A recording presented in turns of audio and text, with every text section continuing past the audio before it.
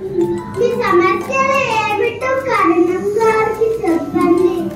నమస్తే కరణం గారు, నేను బసవయ్య గారి అమ్మాయిని. నా పేరు శిరీష. నా తరగతి గదిలో ఏం జరిగింది చెప్పగలరు? నమస్కారం కరణం గారు.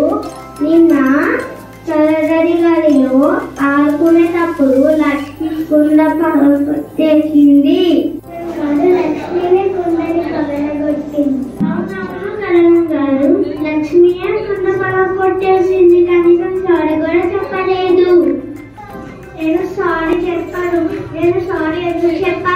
ఇంకా ఎక్కువ మాట్లాడాక ఇంకొక కుండ పగలగొట్టేస్తా. కుండ పగలగొట్టేసావు లక్ష్మి, ఏంటి నీ ఉద్దేశం?